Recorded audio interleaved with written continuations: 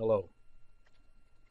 I was just thinking it's now been about 34 years since Annelise and I first met Ronald Reagan. And we always liked him when we first met him, and we still like him now. And as has been said, we worked with him for quite a long time. In 1988, I wrote one book about explaining what Reagan was like and what he had done. And I thought I really knew about him. But when people left him, a lot of people talking to me about how he was rather silly, he didn't know what he was doing, he was lucky, all kinds of things. They called him names. The thing that they could not understand is how in God's name did he get all that work done? How was he able to do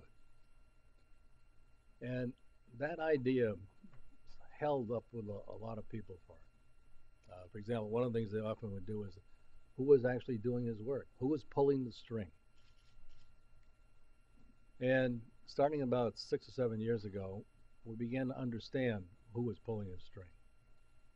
And the first was called Reagan's Reagan Life, as what he is writing.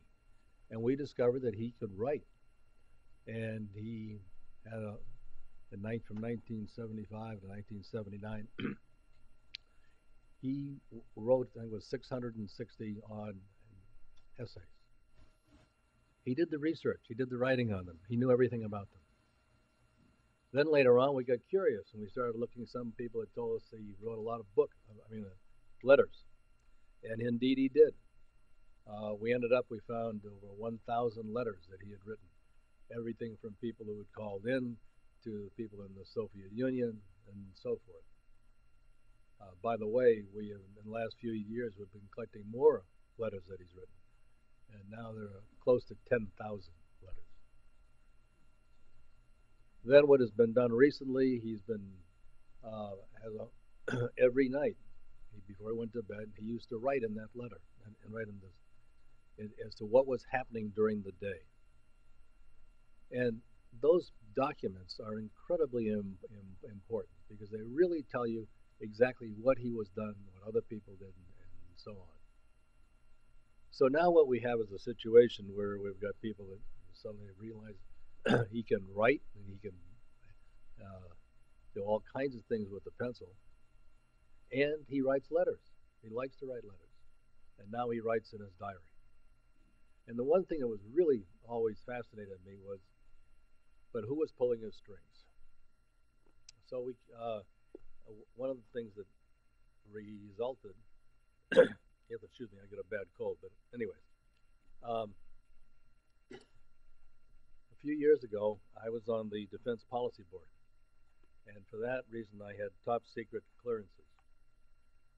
And I talked to some of the people around here, and it took me over a year, but I finally got clearances to come in and take a look at what was Reagan doing. And that was very interesting. So far as I know, no one else has had access to the classified documents, except a half a dozen of archivects who know all about what's in them. And there are millions and millions of papers. And one of the nicest things they did was they helped me. They knew what I was looking for, and they picked out the good ones that I was very interested in. There's enough in there if someone wants to write another 15 or 20 books, but it'll take a while. And when I started doing this, one of the things that struck me is when we opened up these documents, it looked like most of the meetings, somebody had been set up as the person who was supposed to read and then write down whatever it was saying.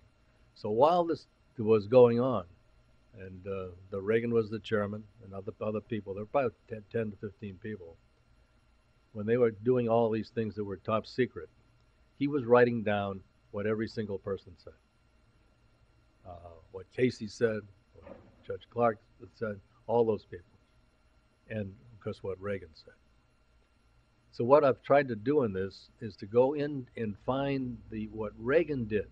The reason why I feel very strongly about this is that if you talk a lot about what people will tell you, I think there are probably around 300 books written on Reagan, and they all have a different view of Reagan and why he's doing something. So the only really way to find out what he's doing is to get something that he has written or said. That's where you find out what happens. And in what we're doing, we end up with pulling out, I think it was 87 of these classified documents that showed what he was doing and when it was happening. And I think we can say now I think we have the first letter of number one up here, and they will show you. Oh, there it is. There it is. That's the first classified document. That's the first side of it, which shows all the various people around, from the president down, the vice president, and so forth. And as I was reading through this, I opened on the second page,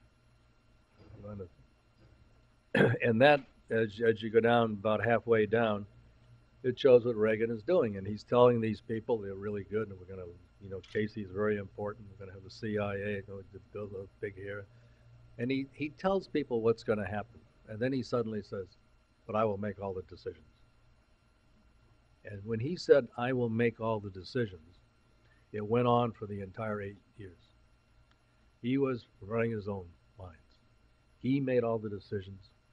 He listened to these people. He went back and forth. A lot of people argued with him, did not like him. All different kinds of things went through it. And he never wavered. He knew exactly what he was going to do, and he stayed with it. He would listen to these experts, and he had some of the best experts in the world. He would listen to them. Sometimes he would go on the left side, some on the right side. But he always ended up on his side. And what we have discovered in this material as we go on is that a lot of things that happened, Reagan was for. He put them all together. And I think as this goes around and other people see them, it's going to make something different for him, because rarely did anyone realize what he was doing. And some of the most amazing things he did, let's say, is the what he did with Reykjavik and Geneva and so on. And the basic problem now is that how do you deal with a country that's got huge amounts of New York weapons that want to kill you? And he worked on it for 7 years, and he did something which everyone thought was impossible. He got them to pull down, and the Cold War was over. And he finished it up in 1988. And I think the reason why he hasn't gotten as much traction as most people should give him, they couldn't believe it. How on earth did he do it? Because it seemed so simple and easy, but it wasn't. It was extremely difficult.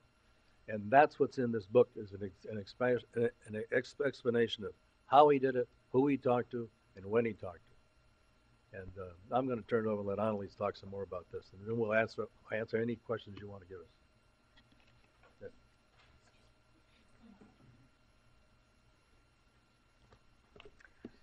Well, I think that what we see as we read various of these documents, there were 355 meetings of the National Security Council during his administration that Reagan chaired. And there are about almost 200 of them have minutes taken by a scribe that tells what everybody said. And Martin requested for declassification and got declassified about 85, 87 of those minutes. And they are a great resource on what Reagan was actually saying. There are a lot of other stories in those minutes as well of what other people are saying, but what he has to say is very important. And you can see that he is his own strategist and that he's following this over a long period of time. But I wanted to go back and read you something that he said in 1963. And this document happens to be in the Hoover Institution archives, and it's quoted in our earlier book, Reagan in His Own Hand. And it's also quoted in this book, Reagan's secret war.